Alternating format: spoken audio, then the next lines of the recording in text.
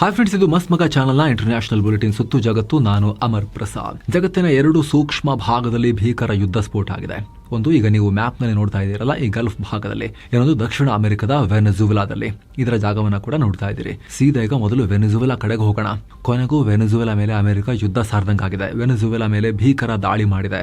ವೆನೆಜುವೆಲಾ ರಾಜಧಾನಿ ಕಾರ್ಕಾಸ್ನಲ್ಲಿ ಒಟ್ಟೊಟ್ಟಿಗೆ ಕನಿಷ್ಠ 7 ಬೃಹತ್ ಸ್ಫೋಟ ಉಂಟಾಗಿವೆ. ನಗರದ ಮೇಲೆ ಏರ್ಕ್ರಾಫ್ಟ್ಗಳು ಹಾರಾಟ ನಡೆಸಿರುವ ವಿಡಿಯೋ ವೈರಲ್ ಆಗಿದೆ. ನಡುರಾತ್ರಿ ನುಗ್ಗಿ ಈ ದಾಳಿ ಮಾಡಲಾಗಿದೆ. ನಶಾ ವಸ್ತುಗಳನ್ನ ಪೂರೈಕೆ ಮಾಡುವ ಸ್ಥಳಗಳನ್ನ ಗುರಿಯಾಗಿಸಿ ದಾಳಿ ಅಂತ ಮಾಹಿತಿ ಪ್ರಕಾರ ಶನಿವಾರ ಬೆಳಗಿನ ಜಾವ 1:50 ಸುಮಾರಿಗೆ ದಾಳಿ ನಡೆಸಲಾಗಿದೆ. ವೆನೆಜುವೆಲಾದ ಲಾ ಗುಯಿರಾ ರಾಜ್ಯದಲ್ಲಿ ಮತ್ತು ಕರಾವಳಿ ಪ್ರದೇಶವಾದ ಹೆಗುರೋಟ್ನಲ್ಲೂ ಕೂಡ ಸ್ಫೋಟದ ಸದ್ದು ಕೇಳಿಸಿದೆ. ವೆನೆಜುವೆಲಾ ರಾಜಧಾನಿಯಲ್ಲಿ ವಿದ್ಯುತ್ ಸಂಪರ್ಕ ಕಟ್ ಆಗಿದೆ. ಇಡೀ ನಗರದಲ್ಲಿ ಕತ್ತಲು. ಈ ರೀತಿ ಒಂದರ ಹಿಂದೊಂದು ಸ್ಫೋಟ ಆಗ್ತಿದ್ದ ಹಾಗೆ ಅಲ್ಲಿನ ನಿವಾಸಿಗಳು ಹೊರಗೋಡ್ ಹೋಗಿದ್ದಾರೆ. ಇನ್ನು ದಾಳಿಗೆ ಪ್ರತಿಕಾರ ಹೇಳ್ತೀವಿ ಅಂತ ವೆನೆಜುವೆಲಾ ಆರ್ಭಟಿಸಿದೆ.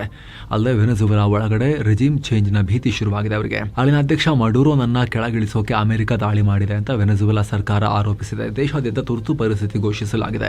ಈ ನಡುವೆ ಡೊನಾಲ್ಡ್ ಟ್ರಂಪ್ ಕೂಡ ಪೋಸ್ಟ್ ಮಾಡಿ ಕನ್ಫರ್ಮ್ ಮಾಡಿದ್ದಾರೆ, ನಿಕೋಲಸ್ ಮಡುರೋರನ್ನ ಕ್ಯಾಪ್ಚರ್ ಮಾಡಿದೀವಿ, ಅವರ ಹೆಂಡತಿಯನ್ನ ನಾವು ಸೆರೆ ಹಿಡಿದಿದ್ದೀವಿ, ಇಬ್ಬರನ್ನ ಕೂಡ ನಾವು ವಶಕ್ಕೆ ತಗೊಂಡಿದ್ದೀವಿ ಅನ್ನೋದನ್ನ ಕೂಡ ಟ್ರಂಪ್ ಅಧಿಕೃತವಾಗಿ ಹೇಳಿದ್ದಾರೆ. ಟ್ರೂತ್ ಸೋಷಿಯಲ್ ನಲ್ಲಿ ಪೋಸ್ಟ್ ಮಾಡಿದ್ದಾರೆ. ಅಮೆರಿಕದ ವಿಮಾನಯಾನ ಪ್ರಾಧಿಕಾರ ವೆನೆಜುವೆಲಾ ವಾಯು ಪ್ರದೇಶದಲ್ಲಿ ವಿಮಾನ ಸಂಚಾರ ನಡೆಸಬಾರದು ಅಂತ ನೋಟಿಸ್ ಟು ಏರ್ಮೆನ್ ಹೊರಡಿಸಿದೆ. ವೆನೆಜುವೆಲಾ ಪ್ರೆಸಿಡೆಂಟ್ ಮಡುರೋ ಚೀನಾದ ರಾಯಭಾರಿಯನ್ನ ಭೇಟಿಯಾದ ಮರುದಿನವೇ ಈ ದಾಳಿಯಾಗಿದೆ ಅಂತ ಮಾಧ್ಯಮಗಳು ರಿಪೋರ್ಟ್ ಮಾಡಿವೆ. ಯುದ್ಧ ಸ್ಫೋಟವಾಗ್ತಿದ್ದ ಹಾಗೆ ಕೊಲಂಬಿಯಾ ಅಧ್ಯಕ್ಷ ಗುಸ್ತಾವೋ ಪೆಟ್ರೋ ತುರ್ತು ಮೀಟಿಂಗ್ ಮಾಡಿದ್ದಾರೆ.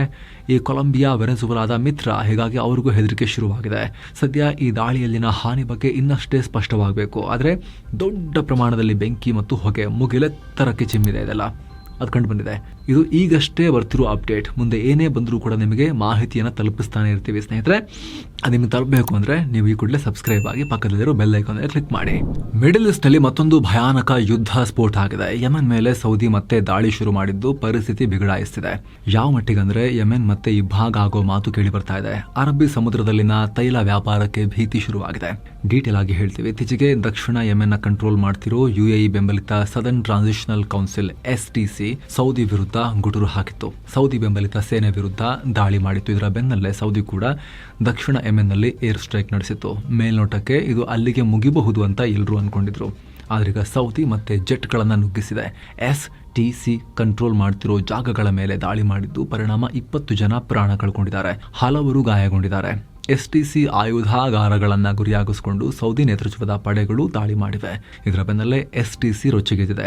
ನಾವು ನಮ್ಮ ಅಸ್ತಿತ್ವಕ್ಕಾಗಿ ಸೌದಿ ಬೆಂಬಲಿತ ಪಡೆ ವಿರುದ್ಧ ಹೋರಾಟ ಮಾಡ್ತೀವಿ ಅಂತ ಹೇಳಿದೆ. ಅಲ್ಲದೆ UAEನ ದೀರ್ಘಕಾಲದ ಮಹದಾಸೆಯಂತೆ ಇಸ್ಲಾಮಿಕ್ ಮೂಲಭೂತವಾದದ ವಿರುದ್ಧ ನಮ್ಮ ಹೋರಾಟ ನಿರಂತರವಾಗಿರುತ್ತೆ, ಇದಕ್ಕೆಲ್ಲ ಪ್ರತಿಕಾರ ತೀರಿಸಿಕೊಳ್ಳದೆ ನಾವು ಬಿಡಲ್ಲ ಅಂತ STC ಪಡೆಯ ಲೆಫ್ಟಿನೆಂಟ್ ಕರ್ನಲ್ ಮೊಹಮ್ಮದ್ ಅಲ್ ನಕೀಬ್ ಹೇಳಿದ್ದಾರೆ.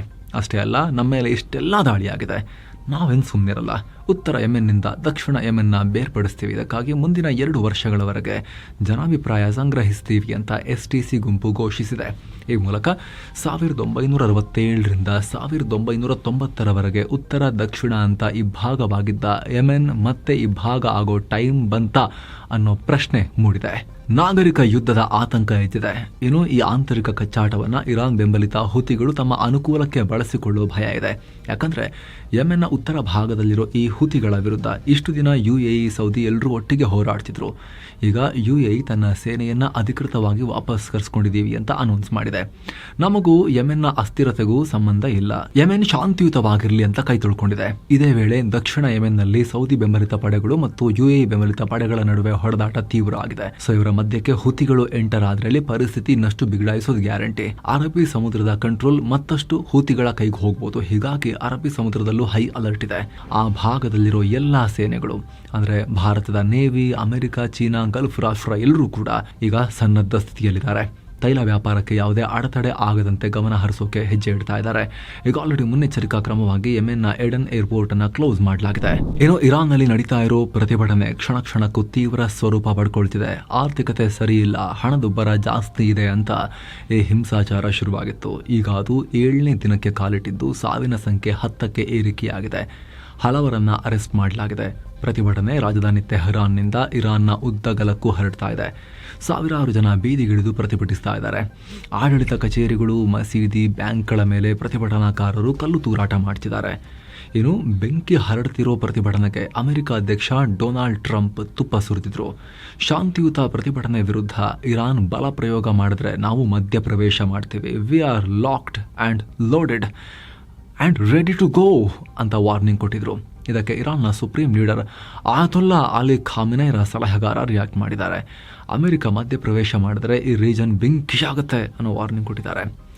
ಇತ್ತ ಇರಾನ್ ವಿದೇಶಾಂಗ ಸಚಿವಾಲಯ ಕೂಡ ಪ್ರತಿಕ್ರಿಯೆ ಕೊಟ್ಟಿದ್ದು, ಪ್ರತಿಭಟನೆಯಲ್ಲಿ ಮಧ್ಯಪ್ರವೇಶ ಮಾಡಿದ್ರೆ ಅದಕ್ಕೆ ಅಮೆರಿಕನೇ ಪೂರ್ತಿ ರೆಸ್ಪಾನ್ಸಿಬಲ್ ಅಂತ ಹೇಳಿದೆ. ಟ್ರಂಪ್ ಎಚ್ಚರಿಕೆಯನ್ನು ವಿರೋಧಿಸಿ ಇರಾನ್ ವಿಶ್ವಸಂಸ್ಥೆಗೂ ದೂರು ಕೊಟ್ಟಿದೆ. ಟ್ರಂಪ್ರ ಬೆದರಿಕೆಗಳಿಗೆ ರೆಸ್ಪಾಂಡ್ ಮಾಡಿ ಅಂತ ಇರಾನ್ ರಾಯಭಾರಿಯಾಗಿರೋ ಅಮೀರ್ ಸೈಯದ್ ಇರ್ವಾನಿ ವಿಶ್ವಸಂಸ್ಥೆಯ ಪ್ರಧಾನ ಕಾರ್ಯದರ್ಶಿ ಆಂಟೋನಿಯೋ ಗುಟೆರಸ್ಗೆ ಲೆಟರ್ ಬರೆದಿದ್ದಾರೆ. ಆಸ್ ಇಫ್ ಆಂಟೋನಿಯೋ ಗುಟೆರಸ್ ವಿಶ್ವದ ರೂಲರ್, ಅವರಿಗೆ ಭಾರಿ ಪವರ್ ಇದೆ ಅನ್ನೋ ಥರದಲ್ಲಿ. ವಿಶ್ವಸಂಸ್ಥೆಯ ಭದ್ರತಾ ಮಂಡಳಿ ರಾಷ್ಟ್ರಗಳು ಟ್ರಂಪ್ ಹೇಳಿಕೆಯನ್ನು ಖಂಡಿಸಬೇಕು ಅಂತ ಕೇಳ್ಕೊಂಡಿದ್ದಾರೆ. ಇತ್ತ ಟ್ರಂಪ್ ಹೇಳಿಕೆಗೆ ಇರಾನ್ನಿಂದ ಗಡೀಪಾರಾದ ಪಹಲವಿ ರಾಜಮನೆತನದ ದೊರೆ ರೆಜಾ ಪಹಲವಿ ಬೆಂಬಲವನ್ನು ವ್ಯಕ್ತಪಡಿಸಿದ್ದಾರೆ. ನನ್ನ ದೇಶವಾಸಿಗಳಿಗೆ ಬೆಂಬಲ ಕೊಟ್ಟಿದ್ದಕ್ಕಾಗಿ ಟ್ರಂಪ್ಗೆ ಧನ್ಯವಾದ. ಇರಾನ್ ಜನ ಬೀದಿಗಿಳಿಬೇಕು, ಖಾಮಿನೈಗಳನ್ನು ಮಟ್ಟ ಹಾಕಬೇಕು ಅಂತ ಹೇಳಿದ್ದಾರೆ. ಇತ್ತ ಇಸ್ರೇಲ್ನ ಗುಪ್ತಚರ ಸಂಸ್ಥೆ ಮೊಸಾದ್ ಕೂಡ ಇರಾನ್ ಪ್ರತಿಭಟನೆಗೆ ಬೆಂಬಲ ಕೊಟ್ಟಿದೆ. ಒಟ್ಟಿಗೆ ಬೀದಿಗಿಳಿಯಿರಿ, ನಿಮ್ಮ ಜೊತೆ ನಾವಿದ್ದೀವಿ, ಸಮಯ ಬಂದಿದೆ ಅಂತ ಪಾರ್ಸಿ ಭಾಷೆಯಲ್ಲಿ ಪೋಸ್ಟ್ ಹಾಕಿದೆ. ಬರೀ ದೂರದಿಂದ ಮಾತ್ರ ಅಲ್ಲ, ಗ್ರೌಂಡ್ನಲ್ಲೂ ನಾವಿರ್ತೀವಿ ಅಂತ ಹೇಳಿದೆ. ಇಸ್ರೇಲ್ ಸೇನೆಯ ರೇಡಿಯೋ ವರದಿ ಮಾಡಿದದನ್ನು. ಹಾಗೆ ಸ್ನೇಹಿತರೆ, ಎಲ್ಲ ಮೆಂಬರ್ ಓನ್ಲಿ ವಿಡಿಯೋಸನ್ನು ನೀವು ಕೂಡ ನೋಡೋಕೆ, including weekly high quality business bulletin, ಬಿಸ್ ನ್ಯೂಸ್ ಸೇರಿದ ಹಾಗೆ ಎಲ್ಲ ಸ್ಪೆಷಲ್ ಕಾಂಟೆಂಟ್ ನೋಡೋಕೆ ವಿಡಿಯೋ ಕೆಳಗಿರೋ ಜಾಯಿನ್ ಆಪ್ಷನ್ ಮೂಲಕ ಮಸ್ತ್ ಮಗ ಪ್ರೀಮಿಯಂ ಮೆಂಬರ್ಶಿಪ್ ಕುಟುಂಬವನ್ನು ಸೇರಬಹುದು. ಇನ್ನು ಪಾಕಿಸ್ತಾನ ಭಾರತದೊಂದಿಗಿನ ಸಂಘರ್ಷದ ಕುರಿತು ಹೊಸ ಕಾರ್ಡ್ ಪ್ಲೇ ಮಾಡಿದೆ. ಕಳೆದ ಮೇ ತಿಂಗಳಲ್ಲಿ ಭಾರತ ಮತ್ತು ಪಾಕ್ ನಡುವೆ ನಡೆದ ಸಂಘರ್ಷ ನಿಲ್ಲಿಸಿದ್ದು ನಾವೇ ಅಂತ ಚೀನಾ ಹೇಳಿತ್ತು. ಭಾರತ ಇದನ್ನು ಅಲ್ಲಗಳೆದಿತ್ತು. ಆದರೆ ಈಗ ಪಾಕಿಸ್ತಾನ ಹೌದು, ಸಂಘರ್ಷ ನಿಲ್ಲಿಸೋಕೆ ಚೀನಾ ಬಂದಿತ್ತು ಅಂತ ಹೇಳಿದೆ. ಇಷ್ಟು ದಿನ ನಮ್ಮನ್ನು ಕಾಪಾಡಿದ್ದು ಅಮೆರಿಕ ಅಧ್ಯಕ್ಷ ಡೊನಾಲ್ಡ್ ಟ್ರಂಪ್ ಅಂತ ಹೇಳಿದ್ದ ಪಾಕ್ ಈಗ ಸಡನ್ ಆಗಿ ಯೂಟರ್ನ್ ಹೊಡೆದು ಹೌದು ಚೀನಾನೂ ಕಾಪಾಡಿದೆ ಅಂತ ಹೇಳಿದೆ. ಪಾಕ್ ವಿದೇಶಾಂಗ ಇಲಾಖೆ ವಕ್ತಾರ ತಾಹಿರ್ ಅಂಡ್ರಾಬಿ ಈ ಕುರಿತು ಮಾತನಾಡಿರೋದು. ಕಳೆದ ಮೇನಲ್ಲಿ ಚೀನಾ ನಾಯಕರು ಪಾಕ್ ಲೀಡರ್ಸ್ನೊಂದಿಗೆ ಟಚ್ನಲ್ಲಿದ್ದರು, ಹಾಗೆ ಭಾರತದೊಂದಿಗೂ ಕೂಡ ಸಂಪರ್ಕದಲ್ಲಿದ್ದರು. ಮೇ 6ರಿಂದ 10ರವರೆಗಿನ 3-4 ದಿನ, ಹಾಗೆ ಅದಕ್ಕೂ ಮುಂಚೆ 2 ರಾಷ್ಟ್ರಗಳ ಜೊತೆಗೆ ಚೀನಾ ಕಾಂಟ್ಯಾಕ್ಟ್ನಲ್ಲಿತ್ತು ಅಂತ ಹೇಳಿದ್ದಾರೆ. ಅಲ್ಲದೆ ಈ ಸಂಪರ್ಕದಿಂದಲೇ ಪಾಸಿಟಿವ್ ಆಗಿ ಡಿಪ್ಲೊಮ್ಯಾಟಿಕಲಿ ವಿಚಾರಗಳು ಎಕ್ಸ್ಚೇಂಜ್ ಆಯಿತು ಅಂತ ಭಾವಿಸ್ತೀನಿ. ಇದರಿಂದ ಉದ್ವಿಗ್ನತೆ ಕಮ್ಮಿ ಆಯಿತು, ಶಾಂತಿ ಭದ್ರತೆ ಕಾಪಾಡೋಕೆ ಸಾಧ್ಯ ಆಯಿತು ಅಂತ ಹೇಳಿದ್ದಾರೆ. ಇಲ್ಲಿ ಒಂದು ವಿಚಾರ ಕ್ಲಿಯರ್, ಮಾತಾಡ್ತಿದ್ರಾ ಇಲ್ವಾ ಅದ್ರ ಬಗ್ಗೆ ಚರ್ಚೆ ಅಲ್ಲ. ಮಾತೆಲ್ಲರೊಟ್ಟಿಗೂ ಆಡ್ಬೋದು, ನಮ್ಮೊಟ್ಟಿಗೂ ಚೀನಾ ಆಡ್ಬೋದು, ಅಮೆರಿಕ ಆಡ್ಬೋದು, ಪಾಕಿಸ್ತಾನದೊಟ್ಟಿಗೂ ಅವರು ಆಡ್ಬೋದು ಮಾತುಕತೆ. ಆದರೆ ಯಾರ ಮಾತನ್ನು ಕೇಳಿಕೊಂಡು ಕೆಲಸ ಮಾಡ್ತಿದ್ರು ಅನ್ನೋದು ಮುಖ್ಯ ಆಗುತ್ತೆ. ಇರ್ಬೋದು ಪಾಕಿಸ್ತಾನಕ್ಕೆ ಪ್ರೆಷರ್ ಹಾಕೋದ್ರಲ್ಲಿ ತೆಪ್ಪಗಿರ್ರಿ ಅಂತ ಹೇಳೋದ್ರಲ್ಲಿ ಅಮೆರಿಕದ ಪಾಲು, ಚೀನಾ ಪಾಲು ಇರ್ಬೋದು. ಅದಕ್ಕೆ ಅವರು ಕದನ ವಿರಾಮ ಕೇಳ್ಕೊಂಡು ನಮ್ಮ ಹತ್ರ ಬಂದಿರಬಹುದು. ಆದರೆ ಭಾರತ ಕ್ಲಿಯರ್ ಕಟ್ಟಾಗಿ ಹೇಳಿದೆ, ನಾವು ಅವರ ಅಹಂಕಾರ ತೋರಿಸೋ ತನಕನೂ ಕೂಡ ಹೊಡಿತಾನೆ ಇದ್ವಲ್ಲ ಅವರಿಗೆ. ಮೇ 9, ಮೇ 10 ಏನಾಯಿತು ಪಾಕಿಸ್ತಾನದಲ್ಲಿ? ಎಲ್ಲ ಕಡೆ ತೂತು ಬಿದ್ವಲ್ಲ, ಕ್ಷಿಪಣಿಗಳು ಹೋಗಿ ಡಬಾ ಡಬಾ ಡಬಾ ಅಂತ ಗುದ್ದಿದ್ವಲ್ಲ ಪಾಕಿಸ್ತಾನಕ್ಕೆ, ತಲೆಯಿಂದ ಕಾಲು ತನಕ ಎಲ್ಲ ಕಡೆ ಹರಿದು ಹಾಕಿದ್ವಲ್ಲ. ಅದು ಭಾರತ ತಾನೇನು ಮಾಡಬೇಕು ಅದು ಪ್ರತಿಕ್ರಿಯೆ ಕೊಡ್ತಾ ಇತ್ತು. ಅಮೆರಿಕದ ಹತ್ರ ಮಾತಾಡ್ತಿದ್ರು ಕೂಡ, ಒಂದು ವೇಳೆ ಚೀನಾ ಹತ್ರ ಮಾತಾಡ್ತಿದ್ರು ಕೂಡ, ಒಂದು ದೊಡ್ಡ ರಾಷ್ಟ್ರ ರೀ, ಫೋನ್ ಬಂದ್ ಮಾಡ್ಕೊಂಡು ಕೊಡೋಕ್ಕಾಗತ್ತಾ? ಭಾರತ ಕೊಡ್ತಾನೆ ಇತ್ತಲ್ಲ ಪೆಟ್ಟು ಪಾಕಿಸ್ತಾನಕ್ಕೆ. ಕದನ ವಿರಾಮ ಕೇಳ್ಕೊಂಬಂದಿದ್ದು ಯಾರು? ಮಧ್ಯಾಹ್ನ 3 ಗಂಟೆ 3:30 ಸುಮಾರಿಗೆ ಪಾಕಿಸ್ತಾನ.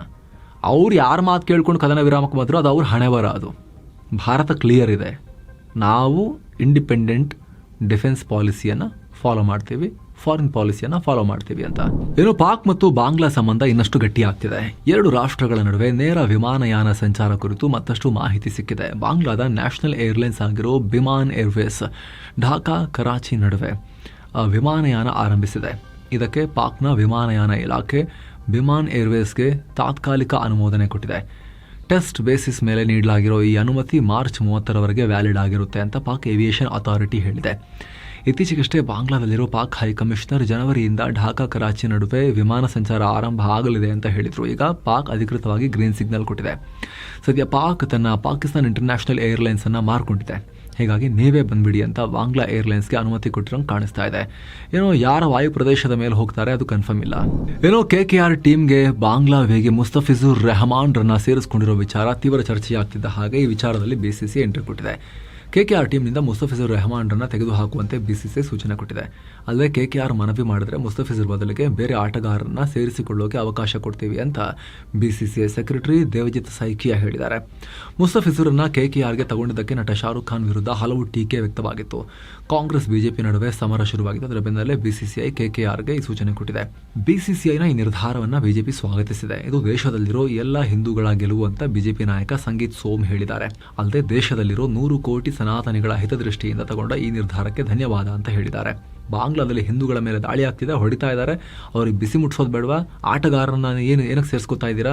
ಈ 9 ಕೋಟಿ ಕೊಟ್ಟು KKRಗೆ ಹಾಕೋಬೇಕಾಗಿತ್ತು, ಪಶ್ಚಿಮ ಬಂಗಾಳ ಟೀಮ್ಗೆ ಬೇಡ ಅಂತೇಳಿ ಗಲಾಟೆ ಶುರುವಾಗಿತ್ತು.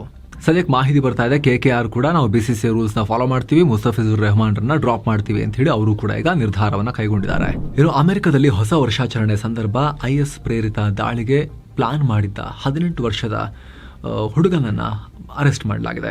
ಈತನನ್ನ ಕ್ರಿಚ್ಮಿಯಾನ್ ಸ್ಟೂರ್ D1 ಅಂತ ಗುರುತಿಸಲಾಗಿದೆ. ನಾರ್ತ್ ಕ್ಯಾರೋಲಿನಾ ಶಾರ್ಲೆಟ್ ಸಿಟಿಯಲ್ಲಿ ಮಾರಕಾಸ್ತ್ರ ಬಳಸಿ ದಾಳಿಗೆ ಸಂಚು ರೂಪಿಸಿದ್ದ ಈತನನ್ನ ಬಂಧಿಸಿ ವಿಚಾರಣೆ ನಡೆಸಲಾಗ್ತಾ ಇದೆ ಈಗ ಅಂತ FBI ಹೇಳಿದೆ. ಏನೋ ಪಾಕ್ ಮತ್ತು ಅಫ್ಘಾನ್ ಮಧ್ಯೆ ಗಡಿಯಲ್ಲಿ ಉದ್ವಿಗ್ನತೆ ಇರೋ ಹೊತ್ತಲ್ಲಿ ತಾಲಿಬಾನ್ ವಕ್ತಾರ ಜಬಿಹುಲ್ಲಾ ಮುಜಾಹಿದ್ ದೊಡ್ಡ ಹೇಳಿಕೆ ಕೊಟ್ಟಿದ್ದಾರೆ. ಪಾಕ್ ಜೊತೆ ನಾವು ಯುದ್ಧವನ್ನ ನಿರೀಕ್ಷೆ ಮಾಡಲ್ಲ, ಎರಡೂ ಕಡೆಯವರು ಹೊಡೆದಾಡ್ಕೊಳ್ಳೋದ್ರಿಂದ ಯಾರಿಗೂ ಪ್ರಯೋಜನ ಆಗಲ್ಲ ಅಂತ ಹೇಳಿದ್ದಾರೆ. ಎರಡು ರಾಷ್ಟ್ರಗಳ ನಡುವಿನ ಉದ್ವಿಗ್ನತೆಯಿಂದ ಹಲವು ಸೆಕ್ಟರ್ಗಳ ಮೇಲೆ ನೆಗೆಟಿವ್ ಇಂಪ್ಯಾಕ್ಟ್ ಆಗಿದೆ, ಯಾವುದೇ ಉದ್ದೇಶ ಈಡೇರಿಲ್ಲ ಅಂತ ಹೇಳಿದ್ದಾರೆ. ಇನ್ನು ಪಾಕ್ನಲ್ಲಿ TTPಗಳ ದಾಳಿ ಬಗ್ಗೆ ಮಾತನಾಡಿ ಅದು ಪಾಕಿಸ್ತಾನದ ಆಂತರಿಕ ಸಮಸ್ಯೆ, TTP ಪಾಕ್ ಒಳಗಡೆ ಆಪರೇಟ್ ಆಗ್ತಾ ಇದೆ, ನಮಗೋದಕ್ಕೆ ಸಂಬಂಧ ಇಲ್ಲ, ಅವರಿಗೆ ಪಾಕಿಸ್ತಾನದಲ್ಲಿ ನೆಲೆಗಳು, ಕಮಾಂಡ್ ಝೋನ್ ಎಲ್ಲ ಇವೆ, ಪ್ರಾಬಲ್ಯ ಕೂಡ ಇದೆ, ಹೀಗಾಗಿ ಅವರು ಅಫ್ಘಾನಿಸ್ತಾನಕ್ಕೆ ಬರೋ ಅವಶ್ಯಕತೆ ಇಲ್ಲ ಅಂತ ಜಬಿಹುಲ್ಲಾ ಹೇಳಿದ್ದಾರೆ. ಇನ್ನು ಪಾಕ್ನ ಭಯೋತ್ಪಾದನಾ ನಿಗ್ರಹ ಕೋರ್ಟ್ ಪತ್ರಕರ್ತರು, ಮಾಜಿ ಸೇನಾಧಿಕಾರಿಗಳು ಮತ್ತು ಯೂಟ್ಯೂಬರ್ಸ್ಗೆ 2 ಸಲ ಜೀವಾವಧಿ ಶಿಕ್ಷೆ ವಿಧಿಸಿದೆ. 2023 ಮೇ 9ನೇ ತಾರೀಕು ಇಮ್ರಾನ್ ಖಾನ್ ಅರೆಸ್ಟ್ ಆದ್ಮೇಲೆ ಗಲಭೆ ಆಯಿತು. ಆ ಟೈಮ್ನಲ್ಲಿ ಇವರೆಲ್ಲ ಪ್ರಚೋದನೆ ಕೊಟ್ಟಿದ್ದಾರೆ ಅಂತ ಹೇಳಿ ಜೀವಾವಧಿ ಶಿಕ್ಷೆ ವಿಧಿಸಲಾಗಿದೆ. ಪಾಕ್ ಸೇನೆಯ ಮಾಜಿ ಅಧಿಕಾರಿ, ಯೂಟ್ಯೂಬರ್ ಆದಿಲ್ ರಾಜಾ, ಪತ್ರಕರ್ತ ವಜಾಹತ್ ಸಯೀದ್ ಖಾನ್ ಸೇರಿ 7 ಜನಕ್ಕೆ ಭಯೋತ್ಪಾದನಾ ನಿಗ್ರಹ ಕೋರ್ಟ್ನ judge Tahir Abbas Sipra life imprisonment ಜೀವಾವಧಿ ಶಿಕ್ಷೆ ಮಾತಾಡಿದ್ದಕ್ಕೆ. ಏನೋ ಟೆಕ್ ದಿಗ್ಗಜ ಎಲಾನ್ ಮಸ್ಕ್ ನ್ಯೂಯಾರ್ಕ್ನ ನೂತನ ಮೇಯರ್ ಜೋಹ್ರಾನ್ ಮಮ್ದಾನಿ ಪರವಾಗಿ ಮಾತನಾಡಿದ್ದಾರೆ. ಮಮ್ದಾನಿ ನ್ಯೂಯಾರ್ಕ್ನ ಮೇಯರ್ ಆಗಿ ಅಧಿಕಾರ ಸ್ವೀಕರಿಸಿದ್ರು. ಆ ಟೈಮ್ನಲ್ಲಿ ಮಮ್ದಾನಿ ತಮ್ಮ ಬೆಂಬಲಿಗರ ಕಡೆ ವಿಶೇಷ ರೀತಿ ಕೈಸನ್ನೆ ಮಾಡಿದ್ರು, ವಿವಾದಕ್ಕೀಡಾಗಿತ್ತು. ಮಮ್ದಾನಿ ನಾಸಿ ಸಲ್ಯೂಟ್ ಮಾಡಿದ್ರು ಅಂತ ಮಾಧ್ಯಮಗಳಲ್ಲಿ ಸುದ್ದಿ ಬಿತ್ತರವಾಗಿತ್ತು. ಇದಕ್ಕೆ ರಿಯಾಕ್ಟ್ ಮಾಡಿರುವ ಮಸ್ಕ್, ಮೀಡಿಯಾಗಳು ಪ್ರೊಪಗಂಡ ಮಾಡ್ತಿದ್ದಾರೆ, ರಾಜಕೀಯ ಪಕ್ಷಪಾತ ಮಾಡ್ತಿದ್ದಾರೆ, ಫಾರ್ ಲೆಫ್ಟ್ ಅಂತ ಕಿಡಿಕಾರಿದ್ದಾರೆ. ಈ ಮೂಲಕ ನ್ಯೂಯಾರ್ಕ್ನ ಮೇಯರ್ಗೆ ಇಂಡೈರೆಕ್ಟ್ ಆಗಿ ಬೆಂಬಲ ಕೊಟ್ಟಿದ್ದಾರೆ. ಅದ ಹಾಗೆ ಮಸ್ಕ್ ಟ್ರಂಪ್ರ ಇವೆಂಟ್ ನಲ್ಲಿ ಇದೇ ರೀತಿ ಕೈಸನ್ನೆ ಮಾಡಿದಕ್ಕೆ ಇದು ನಾಸಿ ಸಲ್ಯೂಟ್ ಅಂತ ಹೇಳಿ ಆರೋಪ ಮಾಡಲಾಗಿತ್ತು. ಇನ್ನು ರಷ್ಯಾ ಯುಕ್ರೇನ್ ವಿಚಾರಕ್ಕೆ ಬಂದರೆ ಖಾರ್ಕಿವ್ ಪ್ರದೇಶದ ಮೇಲೆ ಮಿಸೈಲ್ ದಾಳಿ ಮಾಡಲಾಗಿದೆ. ಪರಿಣಾಮ 25 ಜನ ಗಾಯಗೊಂಡಿದ್ದಾರೆ. ಅಪಾರ್ಟ್ಮೆಂಟ್ ಒಂದರ ಮೇಲೆ ಮಿಸೈಲ್ ಅಪ್ಪಳಿಸಿದ್ದು ಬಿಲ್ಡಿಂಗ್ ಪುಡಿಯಾಗಿದೆ. ಇನ್ನೊಂದು ಕಡೆ ಯುಕ್ರೇನ್ ಅಧ್ಯಕ್ಷ ವೊಲಡಿಮಿರ್ ಝೆಲೆನ್ಸ್ಕಿ ದೇಶದ ಹೊಸ ಚೀಫ್ ಆಫ್ ಸ್ಟಾಫ್ ಹುದ್ದೆಗೆ ಕಿರೆಲೋ ಬುದನೋ ಅನ್ನೋರನ್ನ ನೇಮಿಸಿದ್ದಾರೆ. ಯುಕ್ರೇನ್ನ ಇಂಟೆಲಿಜೆನ್ಸ್ ಅಧಿಕಾರಿಯಾಗಿದ್ದ ಬುದನೋ 2020ರಿಂದ ಯುಕ್ರೇನ್ ಮಿಲಿಟರಿ ಇಂಟೆಲಿಜೆನ್ಸ್ ಅನ್ನ ಮುನ್ನಡೆಸ್ತಾ ಬಂದಿದ್ರು. ರಷ್ಯಾ ಜೊತೆಗಿನ ಯುಕ್ರೇನ್ ಯುದ್ಧದ ಟೈಮ್ನಲ್ಲಿ ಅನೇಕ ರಹಸ್ಯ ಕಾರ್ಯಾಚರಣೆಗಳನ್ನ ಮಾಡಿರೋ ಅನುಭವ ಇವರಿಗಿದೆ. ಸೊ ಇವರನ್ನೀಗ ಈ ಉನ್ನತ ಹುದ್ದೆಗೆ ನೇಮಿಸಿ ಯುಕ್ರೇನ್ ರಷ್ಯಾಗೆ ಮೆಸೇಜ್ ಪಾಸ್ ಮಾಡಿದೆ ಸ್ಟ್ರಾಂಗ್ ಆಗಿ.